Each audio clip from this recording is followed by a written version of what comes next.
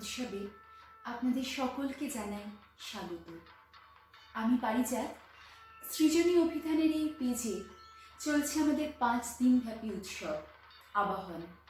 কালকে আমরা আমাদের মধ্যে পেয়েছি বিভিন্ন মানুষকে যারা নিজেদের ভিন্ন ভিন্ন সৃজনশীলতার মাধ্যমে তুলে ধরেছেন তাদের উৎসবের এই আনন্দের বিন্যাস আমাদের সকলের সঙ্গে।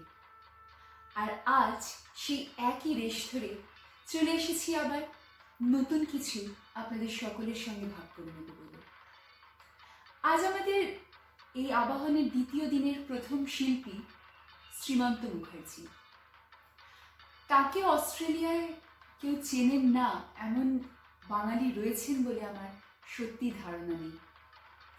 আনন্দধারা শ্রীমন্তদারি ভাবনায় গঠিত একটি সংস্থা বা একটি আয়োজন, যার মাধ্যমে বাঙালিরা বিভিন্ন জায়গায় প্রবাসে থেকেও বাংলার সঙ্গে এক টানে নিজেদেরকে বাঁচিয়ে রাখতে পেরেছে। বাংলার সমস্ত বই এই এত দূরেও মানুষের ঘরে ঘরে পৌঁছে দেওয়া থেকে শুরু করে আনন্দধারার রিডার্স ফোরামের থ্রু দিয়ে বিভিন্ন বিতর্ক আড্ডা এবং আলোচনার মাধ্যমে কিভাবে কিছুটা হলেও সামান্য আলোচনা বা কথার সূত্র ধরে এনলাইটেনমেন্টের পথে হাঁটা যায়, সেই ভাবনাই বরাবর এঁকে চলেছেন শ্রীমন্তদা। আর তার এই কর্মযোগে আমরা তার পাশে থাকতে পেরে সত্যি ভীষণ ভীষণ খুশি এবং আনন্দিত। আজ যদিও শ্রীমন্তদা নিয়ে এসেছেন আমাদের সকলের জন্য একটি অন্য রকমের রচনা, রম্য রচনা, সেটি তিনি ভাগ করে নেবেন আমাদের সকলের সঙ্গে। নানান দিকের এত দুঃখ কষ্ট সব কিছুর মধ্যে দাঁড়িয়েও সামান্য যদি হাসিটুকু আমরা ধরে রাখতে পারি, সেটাই বা কম কি। চলে যাচ্ছি আমরা সরাসরি শ্রীমন্তদার কাছে।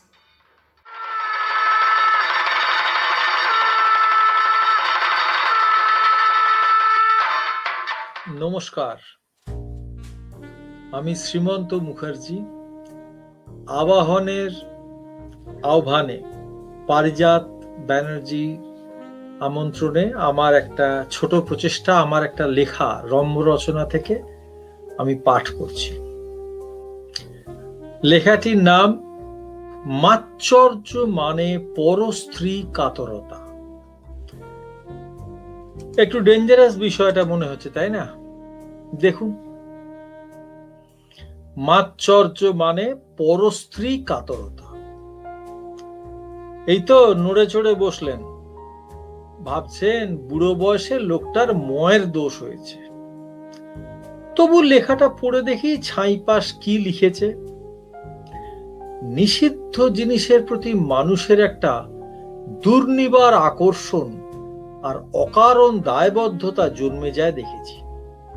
ওসব থাক, এই পরস্ত্রী কাতরতা শব্দটা কোথা থেকে এবং কেন উদয় হলো, আমি কি করে তার অর্থোদ্ধারে জড়িয়ে পড়লাম, আমার প্রথম প্রতিক্রিয়া এবং উদাহরণ দিতে গিয়ে কি স্মৃতি রোমন্থন হয়েছিল, সেটা আজকে আপনাদের সঙ্গে ভাগ করে নিই।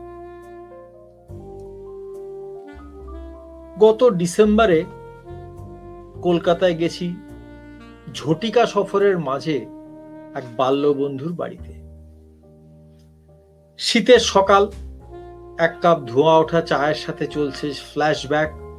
স্কুলের গেটের বাইরে ফুচকাওয়ালার কাছে একটা ফাউ ফুচকা নিয়ে ঝোলাঝুলি। কলেজ কেটে প্রিয়া সিনেমা হলে ইয়াদ কি বারাত দেখতে যাওয়া। রাজাবাজার সায়েন্স কলেজে ল্যাং খেয়ে দেবদাস বন্ধুদের বিরহের কবিতা শোনা, আরো কত কি। এই জমে ওঠা আড্ডার মাঝেই বন্ধুর ভাইজি বছর 10-এর একটি মেয়ে ঘরে ঢুকলো। বন্ধু একদম বাৎসল্য রসে হাবুডুবু খেতে খেতে বলল, এ হচ্ছে আমাদের মামনি, ক্লাস 6-এ পড়ে, ব্রিলিয়ান্ট স্টুডেন্ট। বলেই মামনিকে জিজ্ঞেস করলো, মা তুমি কিছু বলবে? এখনকার মেয়েরা সহজাত, সপ্রতিভ, বাড়তি কথা বেশি পছন্দ করে না। মামনি আমার বন্ধুকে জিজ্ঞেস করলো, জেঠু, পরস্ত্রী কাতরতা মানে কি? আমি আর বন্ধু জোড়া বিষম, জোড়া কাপের চা চলকে পড়া আর চারটে ছানা বড়া চোখ। আমাদের করুণ অসহায় তাকানোর মধ্যেই আমার সেই হতভাগা বাল্য বন্ধু কাম শত্রু একটা গুগলি দিল। বলল, এই জানো তো মামনি, তোমার এই অস্ট্রেলিয়ার জেঠু না দারুণ ছড়া লেখে বাংলায়, বাংলার নলেজ খুব স্ট্রং। তুমি বরং এই জেঠুর কাছে এই মানেটা জেনে নাও। আর আমি সেই ফাঁকে চট করে ওর জন্য বেশ গরম সিঙ্গাড়া নিয়ে আসি। ভেবে দেখুন অবস্থাটা। পেনাল্টি বক্সে আমি, সামনে সদ্য পরিচিত 10 বছরের এক অদ্ভুতুড়ে বেয়াড়া প্রশ্নের উত্তরে সরল দৃষ্টিতে অপেক্ষারত সেই আমার বন্ধুর ভাইজি। আমি অনেকক্ষণ সময় নিয়ে প্রায় চায়ের কাপের তলার পাতাগুলো পর্যন্ত চিবিয়ে শেষ করে তবে মুখ তুললাম। আচ্ছা মামনি, তোমায় এই কথাটা কে বলেছে আর কে মানে জানতে চেয়েছে? মামনি সোজা উত্তর, আরে এটা তো আমার বাংলা ক্লাসের হোম টাস্ক। নিচে শব্দগুলির সমার্থক শব্দ আর মানে লেখো এবং একটি করে উদাহরণ দাও। হোম টাস্কে সব কটা শব্দ পেরেছি, শুধু লাস্টে মাৎসর্যকতার শব্দটা ছিল ওটা পারিনি। একটা ডিকশনারি খুঁজে ওর মানে এই পরস্ত্রী কাতরতা শব্দটা পেলাম, এটারও মানে বুঝলাম না। তুমি একটু মানে আর একটা উদাহরণ বলো না জেঠু প্লিজ। পরস্ত্রী কাতরতা, তার আবার উদাহরণ? কি যে উদাহরণ দেব তাই ভাবছি। সুন্দরী পরস্ত্রীকে দেখে দীর্ঘশ্বাস ফেলেনি এমন বান্দা কমই আছে, কিন্তু সেটা তো আবিধানিক অর্থে ঠিক কাতরতা নয়। হঠাৎ মাথায় ঝলক দিয়ে মনটা এক লাফে পিছিয়ে গেল কয়েকটা দশক। দক্ষিণ কলকাতায় টালিগঞ্জের রকের আড্ডার সেই ঘটনা। শীতের বিকেলে পাড়ার রকে আড্ডা জমে উঠেছে। কলেজে সদ্য ঢোকা ফার্স্ট ইয়ারের ব্যাচ। আমরা জনা সাথে হরিহর আত্মা গল্পে মশগুল। মোহনবাগান, ইস্ট বেঙ্গল, শতরঞ্জ কি খিলাড়ি, সুনীল, শক্তি, অমিতাভ, রেখা, হেলেন, আরো কত কেউ এলেন। রকের সামনে দিয়ে এক নববিবাহিত অপরিচিত দম্পতি যাচ্ছিলেন। সেই নববধূকে অপরূপ সুন্দরী বললে কম বলা হবে।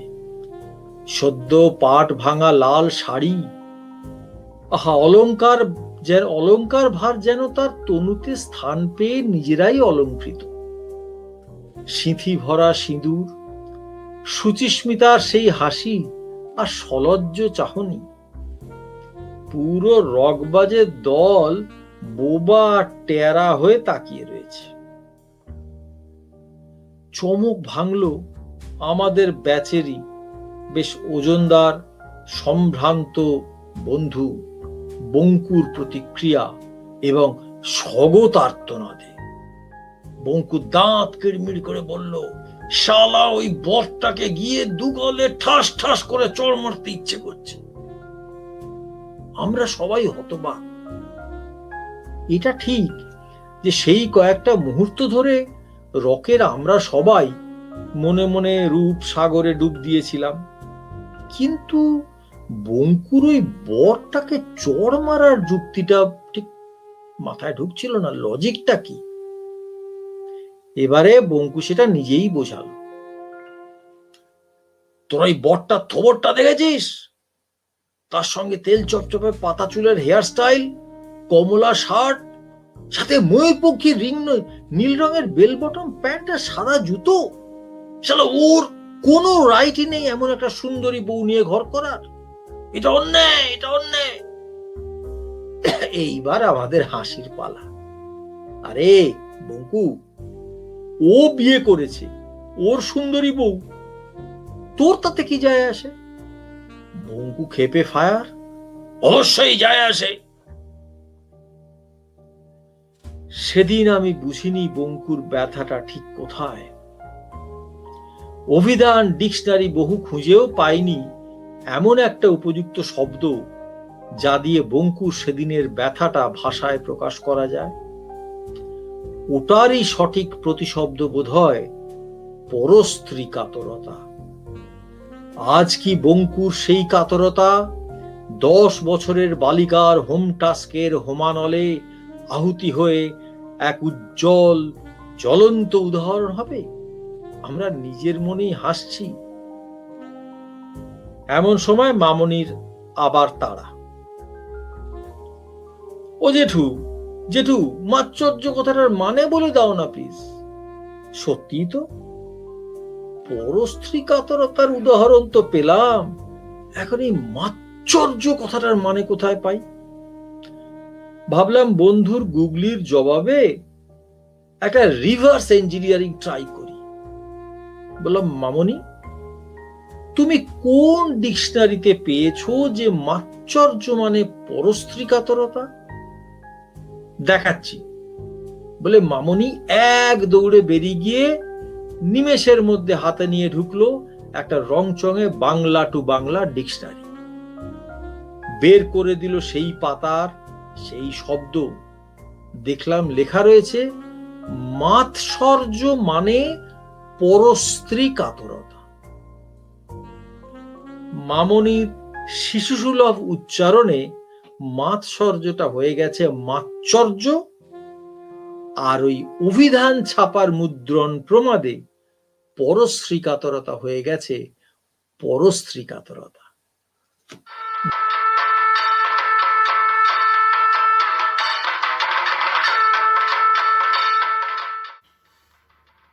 অনেক ধন্যবাদ শ্রীমন্তদা, তোমার এই পরশ্রী কাতরতা আমাদের সত্যি বেশ ভালো। চলে যাচ্ছি আমাদের পরবর্তী শিল্পীর কাছে, অমৃতা পাল চৌধুরী। তিনি ভরতনাট্যমের একজন প্রখ্যাত নৃত্যশিল্পী তো বটেই, এবং তার আরও একটি পরিচয়, তিনি আমার নৃত্যগুরু। ছোটবেলায় আর 5 জন বাঙালি মেয়ের মতন আমিও কিছুদিন নাচ শিখেছিলাম, কিন্তু তারপর সময়ের অভাবে বা সেই সুযোগটা না পাওয়ায় আর সেটাকে টানা সম্ভব হয়নি। অমৃতাদির হাত ধরে আবার এই এত দূরেও, কলকাতা থেকে, ভারতবর্ষ থেকে এত দূরে এসেও আবার নতুন করে নাচের জগতের সঙ্গে যুক্ত হতে পেরেছি, তাতে আমি সত্যি ভীষণ খুশি। আর সেই অমৃতাদি আমাদের সঙ্গে এক পুজোর গানে তার নাচ ভাগ করে নিচ্ছেন। আসুন সরাসরি চলে যাই তাহলে অমৃতাদির নাচে।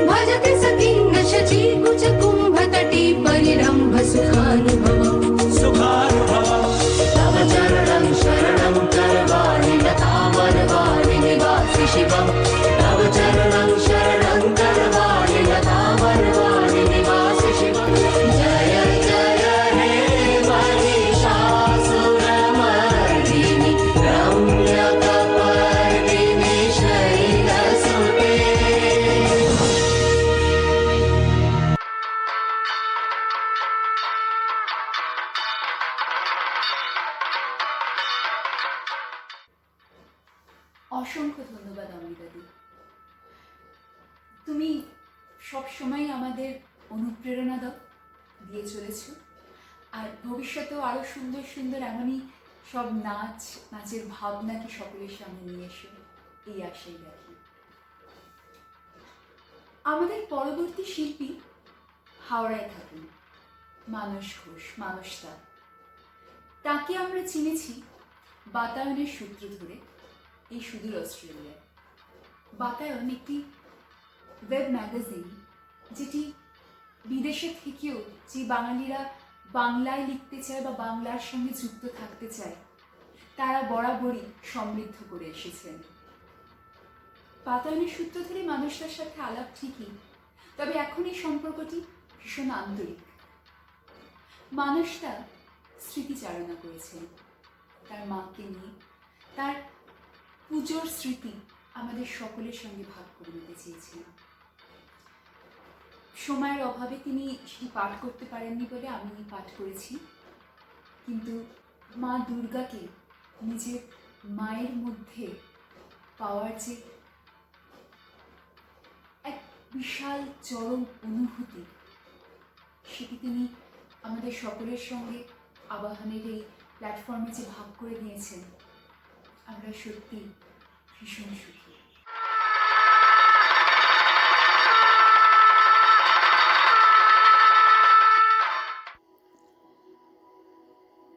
সেই কোন ছোটবেলার কথা, পাড়ার দুর্গাপুজোর মণ্ডপে মায়ের কাছে শিখেছিলাম ঠাকুরের কাছে হাত জোর করে প্রার্থনা করতে হয়। কি প্রার্থনা করতে হয়? মা বলেছিলেন, যে যা চায় সেটাই ঠাকুরের কাছে চোখ বুজে হাত জোর করে মনে মনে বলতে হয়। অবোধ শিশুর মনে ভয়ানক খটকা লেগেছিল। তখনও পর্যন্ত তার চাওয়া, আবদার, প্রশ্রয় সবকিছুই তো মায়ের কাছে। মায়ের স্নেহের আঁচলের ছায়াটুকুই তার জগৎ।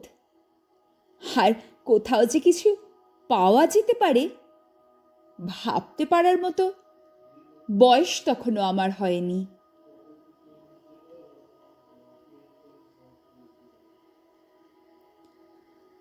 যুগে যুগে সব মায়েরাই বোধহয় চোখ দেখলে মনের কথা পড়তে পারেন। বলেছিলেন, ঠাকুরকে বলো সবার ভালো হোক। আমিও আধো আধো স্বরে বলেছিলাম, ঠাকুর সবার ভালো করো। সেই শুরু। তারপর থেকে আজ পর্যন্ত মন্দিরে হোক বা মণ্ডপে যখনই কোনো দেবদেবীর মূর্তির সামনে গিয়ে দাঁড়িয়েছি, এছাড়া আর অন্য কিছু বলিনি বা বলা ভালো বলতে পারিনি। মাঝের এতগুলো বছরে বহুবার বিপদের দিশেহারা হয়েছি, হতাশার অন্ধকারে ডুবে গেছি প্রেমে, আর প্রেমহীনতায় পথ হারিয়েছি। কখনো কিছু পাবার আশায় উদ্বেল হয়েছি, কখনো বা নিকটজনের অসুস্থ বা মৃত্যু শোক এসে গ্রাস করেছে আমার সমস্ত অস্তিত্ব। কতবার এমন হয়েছে বিপদের সমাধান প্রার্থনা করব মনস্থ করে দেবী প্রতিমার সামনে গিয়ে দাঁড়িয়েছি, কিন্তু হাত জোর করে যেই চোখ বন্ধ করতাম, দেবী মূর্তি যেন বিশাল থেকে বিশালতর হয়ে আমার সামনে এসে দাঁড়াতেন। তার সেই পরম কল্যাণময় রূপ ভুলিয়ে দিত আমার জাগতিক চাওয়া পাওয়ার সব হিসেব। মনে মনে শুধু বলতাম, হে ভগবান, সবাইকে ভালো রেখো। প্রায় 20 বছর আগে মাকে প্রায় অনুযোগের সুরেই বলেছিলাম এ কথা। সেই যে তুমি আমার মাথায় ঢুকিয়ে দিয়েছিলে, তারপর থেকে কিছুই চাইতে পারি না আর। মায়ের উত্তরে বলেছিলেন, এর চেয়ে আর বেশি কি বা চাওয়ার আছে? সবাই ভালো থাকলে তবেই তো আমি ভালো থাকব। শুনে শ্রদ্ধায় আনত হয়েছিলাম, মুখে কিছু বলতে পারিনি। শুধু একটা প্রণাম করেছিলাম। তারপর আরও অনেকগুলো বছর কেটে গেছে। ঘাত প্রতিঘাতের মধ্য দিয়ে নিয়ত পরিণত হয়েছি। 2016 সাল, কালের অমোঘ নিয়মে মা তখন রোগশয্যায়। তারপর আর কয়েক মাসই মা আমাদের মধ্যে ছিলেন। বাড়ির সামনেই নয়ের পল্লীর দুর্গাপুজো। অনেক আগে থেকেই ঠিক করেছিলাম এবারের পুজোয় মায়ের আরোগ্য প্রার্থনাই হবে আমার একমাত্র চাওয়া। অষ্টমীর অঞ্জলির পর করজোরে প্রার্থনা করছি, চোখ বন্ধ করেই দেখতে পেলাম সমস্ত জগৎ সংসারব্যাপী এক কল্যাণ মূর্তি, খুব চেনা, ঠিক যেন আমার মায়ের মতোই। তার বরাভয় হস্ত থেকে বেরোনো আলো ছড়িয়ে পড়ছে সমস্ত চরাচরে। সেই আলোর ব্যাপ্তি থেকে বাদ পড়িনি আমরা কেউই, বাদ পড়েনি জগতের ক্ষুদ্রাতি ক্ষুদ্র কোনো জীবই। পরে মনে মনে নিজের অসুস্থ মাকে বলেছিলাম, ক্ষমা করো, হয়তো তোমার শিক্ষা থেকে বিচ্যুত হতে পারিনি বলেই স্বার্থপরের মতো কেবল তোমার আরোগ্য চাইতে পারলাম না। আর কার কাছেই বা চাইব? তুমি তো আমার সেই সর্বং সহা কল্যাণময়ী জগজ্জননী।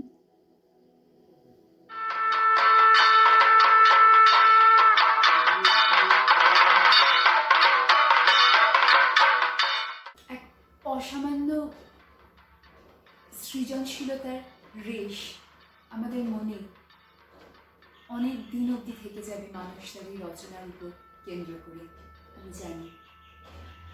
আর এই রেশ ধরেই আমরা চলে যাব আমাদের পরবর্তী শিল্পীর কাছে, তপন জ্যোতি মিত্র, যিনি সিডনির প্রখ্যাত বাঙালি কবি। নিজে কবিতা লেখেন, কবিতা ভালোবাসেন, কবিতা চর্চা করেন। আর আজ তিনি আমাদের সঙ্গে ভাগ করে নিচ্ছেন জীবনানন্দ দাশের একটি কবিতা। তাহলে সরাসরি চলে যাই আমরা তপন দার কাছে।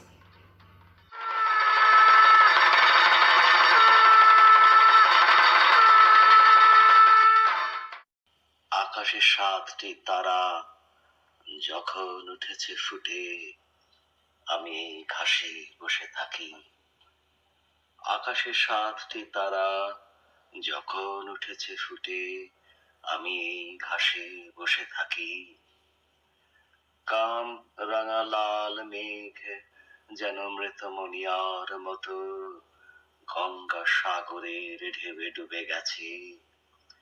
আসিয়াছে শান্ত অনুগত বাংলার নীল সন্ধ্যা, কি সুবতী কন্যা যেন এসেছে আকাশে।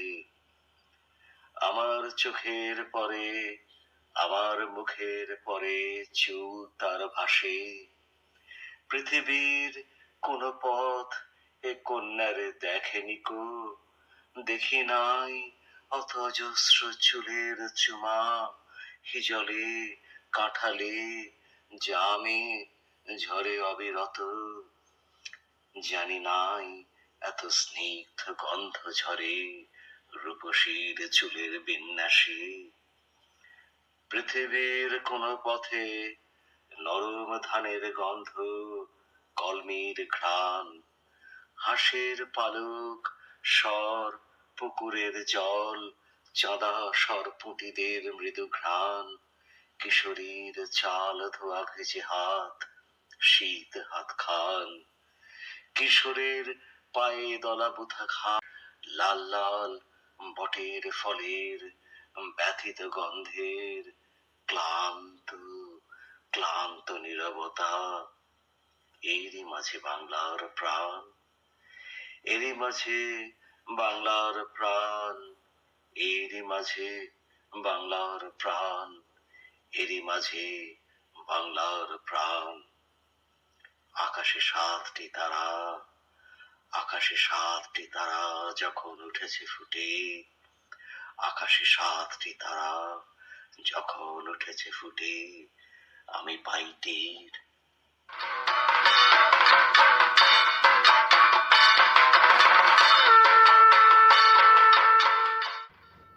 অসংখ্য ধন্যবাদ তপনদা।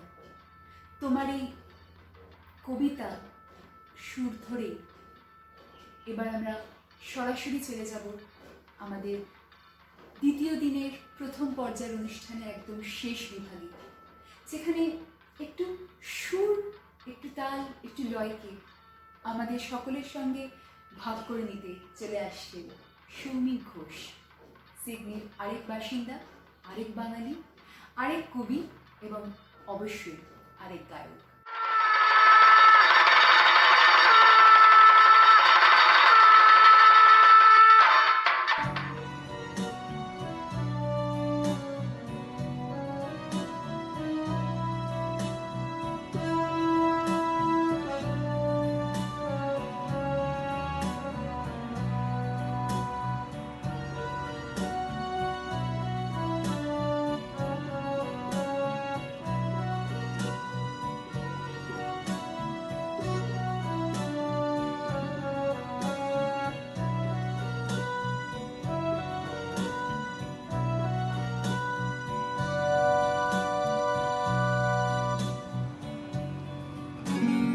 লাবণ্যে পূর্ণ প্রাণ প্রাণে সোহে, আনন্দ বসন্ত সমাগমে।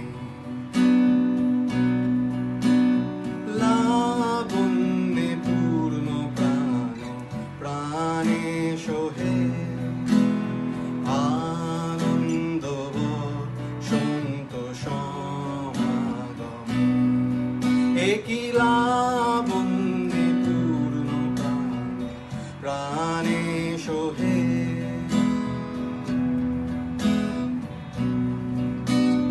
বিকশিত প্রীতি কুসুম হে, বিকশিত প্রীতি কুসুম হে, আনন্দ বসন্ত সমাগমে।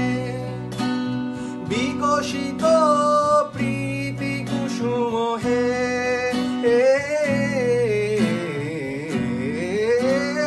বিকশিত প্রীতি কুসুম পুলকিত চিত কাননে। একই লাবণ্যে পূর্ণ প্রাণ প্রাণে সোহে, আনন্দ বসন্ত সমাগমে। যাও জি যাও মোরে পিয়া সে মিলাও, যাও জি যাও মোরে পিয়া সে মিলাও। এ লাগি লাগি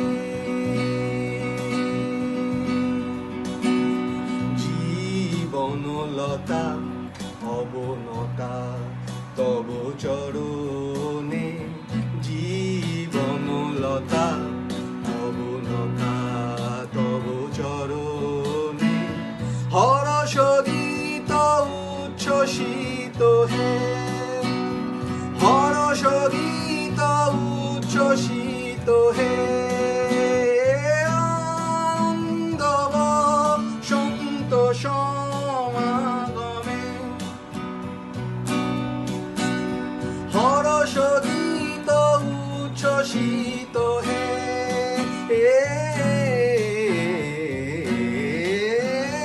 হরষ গীত উচ্ছ্বসিত কিরণ মগন গগনে। কি লাবণ্যে পূর্ণ প্রাণ প্রাণে সোহে,